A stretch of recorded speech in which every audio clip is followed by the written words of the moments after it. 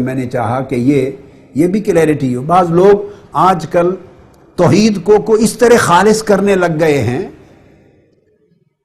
اور حقوق اللہ کو اس طرح خالص کرنے لگ گئے ہیں کہ معاذ اللہ استغفر اللہ، اس میں انہیں حضور علیہ الصلوۃ والسلام کی نسبت اور حضور علیہ السلام کی طرف بہت سی اضافتوں میں بھی کچھ غلطیاں اور خطائیں نظر آتی ہیں، اور یہ ساری علم اور فکر کی خطا ہے. وجہ اس کی یہ ہے کہ قلب و باطن کو صفا نصیب نہیں ہے.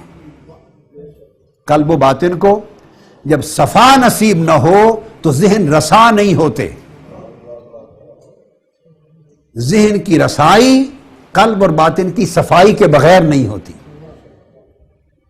ہم نے علم کو قلب اور باطن کی صفائی سے جدا کر دیا ہے.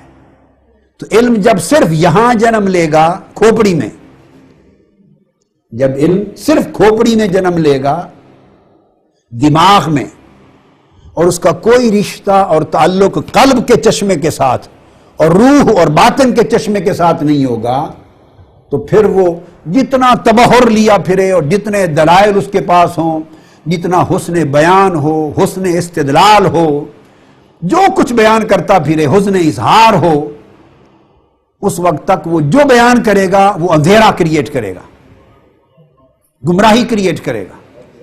اس لیے اللہ رب العزت نے فرمایا یضل بہ کثیرا ویہدی بہ کثیرا. ہم اس قرآن میں مثالیں دیتے ہیں، اللہ پاک نے فرمایا، اور یہی مثالیں جو قرآن میں تمہاری ہدایت کے لیے دیتے ہیں. بہت سے لوگ ہیں کہ اسی قرآن کو پڑھ کر اس قرآن کے ذریعے گمراہ ہو رہے ہیں. اسی قرآن میں بیان کی ہوئی ہماری مثالوں کو، ہمارے قرآنی بیان کو پڑھ کے گمراہ ہو رہے ہیں. یضل بہ کی ضمیر کا مرجع قرآن ہے، وہ یہدی بہ کثیر، اور بہت سے لوگ ہیں جو اسی قرآن کے ذریعے ہدایت پا رہے ہیں. تو آپ نے غور فرمایا نا. تو یہ معنی نہیں ہے کہ صرف قرآن پڑھ کے ہدایت ہی ہدایت ملتی ہے، یہ بات نہیں ہے کہ ہر قرآن پڑھنے والے کو صرف ہدایت ہی ملے گی، یہ بات نہیں ہے. جتنے لوگ گمراہ ہوئے وہ قرآن ہی تو پڑھتے تھے مسلمانوں میں. دو باتوں میں فرق ہے، ہدایت دینا اور ہدایت کا ملنا. These are two different things. ہر پڑھنے والے کو ہدایت ملتی ہے، یہ بات درست نہیں. قرآن ہر ایک کو ہدایت دیتا ہے، یہ درست ہے. قرآن تو ہدایت ہی ہدایت دیتا ہے، ہدایت ہی ہدایت دیتا ہے. مگر پڑھنے والے، سیکھنے والے، سمجھنے والے، بیان کرنے والے، وہ چونکہ جدا جدا ہیں. کئی وہ ہدایت حاصل کر سکتے ہیں، کئیوں کے نصیب میں وہ ہدایت نہیں ہوتی، گمراہ ہو جاتے ہیں. جیسے بارش آسمان سے گرتی ہے تو بارش تو ہر ایک کو زندگی دینے کے لیے گرتی ہے، ہریالی عطا کرنے کے لیے گرتی ہے، سیرابی کے لیے گرتی ہے، خوشحالی کے لیے گرتی ہے، مردہ زمینوں کو، خوش زمینوں کو زندہ اور شاداب کرنے کے لیے گرتی ہے. تو بارش تو ہر زمین پر فیض دینے کے لیے گرتی ہے. مگر کیا ہر خطہ زمین اس بارش سے وہی فیض لیتا ہے؟ یکساں اور برابر فیض لیتا ہے؟ نہیں. اچھا خطہ زمین ہو تو وہ پھل پھول اس سے اگ پڑتے ہیں، اور اگر گندگی کا ڈھیر ہو کسی زمین پر تو اس سے تعفن اور بیماریاں پھوٹتی ہیں.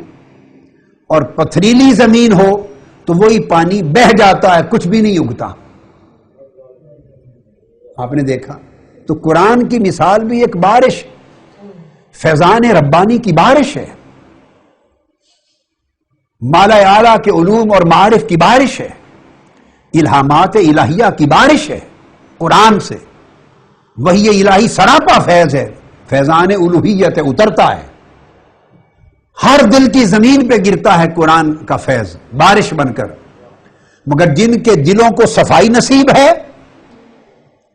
جن کے دلوں کو تصفیہ نصیب ہے، جن کے نفس کی زمین اس کو تزکیہ ہو گیا ہے اور وہ امارہ نہیں رہا، اس کے اندر غلاظت نہیں رہی، اندھیرا نہیں رہا، گندگی نہیں رہی، تکبر نہیں رہا، حسد نہیں رہا، کبر نہیں رہا، جن کا باطن صاف ہو گیا ہے، جب ان پر قرآن کے انوار کی اور قرآن کے علوم کی اور قرآن کے معارف اور قرآن کے فیض کی بارش گرتی ہے تو صاف دل اور صاف روحیں اور صاف باطن رکھنے والے لوگ، ان کے دلوں سے معرفت کے پودے اگتے ہیں، معارف کے، لطائف کے، اسرار کے، رموز کے، حقائق، وہ ہدایت پاتے ہیں۔